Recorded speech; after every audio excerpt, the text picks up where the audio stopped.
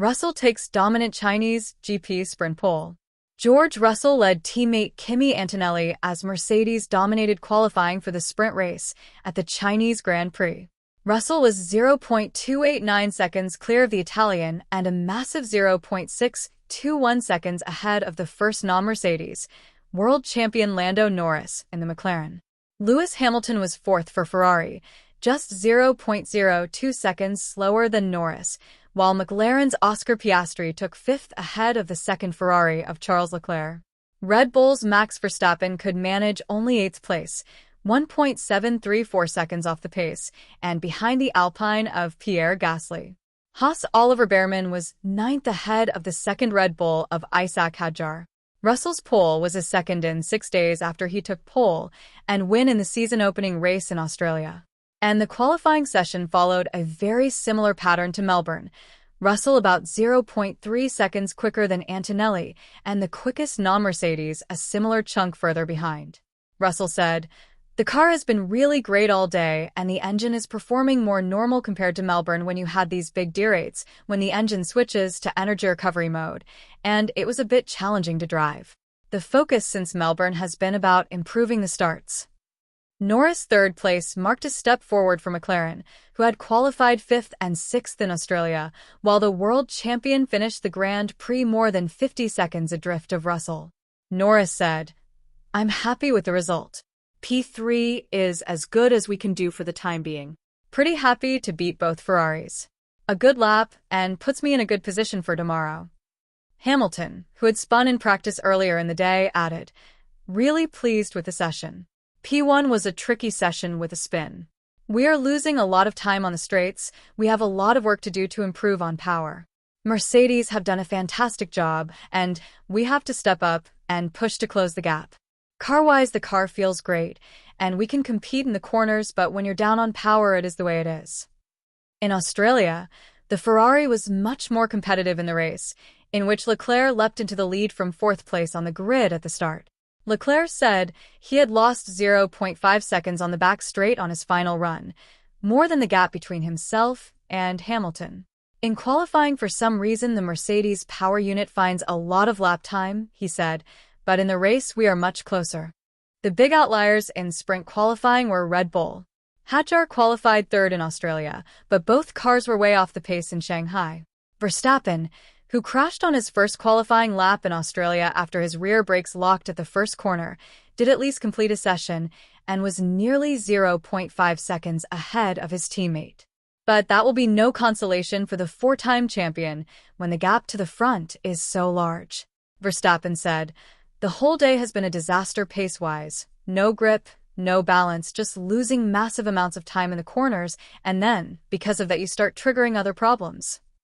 At the back, the troubled Williams and Aston Martin teams continued to struggle. The lead Williams of Carlos Sainz was 17th fastest, 1.7 seconds off the pace. He was more than 0.5 seconds ahead of teammate Alex Albon, who made an error and ran wide on his second lap. Fernando Alonso put the Aston Martin 19th, 2.5 seconds off the pace, but nearly 0.6 seconds quicker than teammate Lance Stroll. Williams are battling with an overweight car, while Aston Martin's main issue is the Honda engine's lack of performance and reliability. On the positive side for Aston Martin, they have had no reliability issues so far in China after finding a way to isolate the batteries from the engine vibration that had caused so many problems in preseason testing and restricted miles in Australia. Alonso said, "We try to complete laps and improve on the chassis side. The engine is what it is. We don't have any more stock on the power unit, so any problems could be very difficult for the rest of the weekend, so we need to survive on reliability and learn as much as we can." Top 10. 1. George Russell, Mercedes, 1 minute and 31.520 seconds. 2. Kimi Antonelli, Mercedes, plus 0.289. 3. Lando Norris, McLaren, plus 0.621. 4. Lewis Hamilton, Ferrari, plus 0.641. 5. Oscar Piastri, McLaren, plus 0.704. 6. Charles Leclerc, Ferrari, plus 1.008.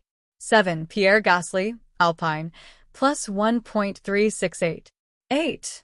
Max Verstappen, Red Bull, plus 1.734. 9. Oliver Bearman, Haas, plus 1.889. 10. Isaac Hadjar, Red Bull, plus 2.203. Russell storms to sprint pole, a dominant start in Shanghai. Under the bright lights and electric anticipation at the Chinese Grand Prix weekend, the paddock buzzed with speculation about who would seize the first big moment. When the final lap of sprint qualifying ended, one name stood firmly above the rest: George Russell. In a sport measured in thousandths of a second, Russell delivered something rare, a lap that looked almost effortless, yet proved untouchable. His dominant run to sprint pole didn't just put him at the front of the grid, it sent a message through the entire Formula One field. This was precision at full speed. The perfect lap. The Shanghai International Circuit has always been a track that rewards bravery. Its sweeping corners and long straights challenge both driver confidence and car balance. Every turn demands commitment. Russell found exactly that rhythm. From the opening sector, the Mercedes driver appeared completely in sync with the circuit. His steering inputs were smooth, his braking decisive, and his acceleration perfectly timed as the car launched down Shanghai's long back straight. It was the type of lap drivers dream about, where every corner flows into the next as if the circuit itself is guiding the car.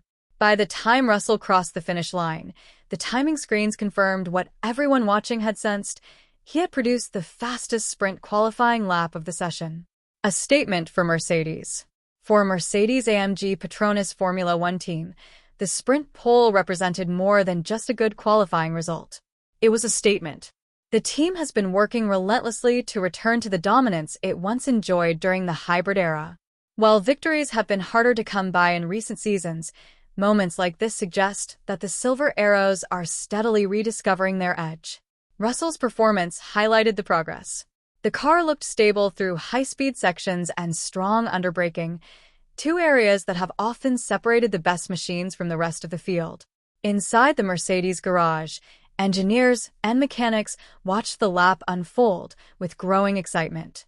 When the time flashed at the top of the leaderboard, the reaction was immediate: cheers, relief, and perhaps a quiet belief that something special might be building.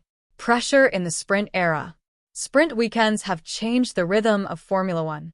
There is less time to experiment, fewer laps to perfect a setup, and almost no margin for error. Drivers must attack from the start. Russell embraced that pressure. Instead of easing into the session, he treated each lap like a final attempt. The approach paid off when it mattered most in the decisive qualifying shootout. His confidence behind the wheel has been growing steadily over the past seasons. Known for his analytical approach and calm demeanor, Russell has built a reputation as one of the grid's most precise drivers. In Shanghai, precision became dominance. Rivals left chasing. While Russell celebrated sprint pole, the rest of the field was left studying the timing sheets. The gap wasn't enormous by Formula One standards,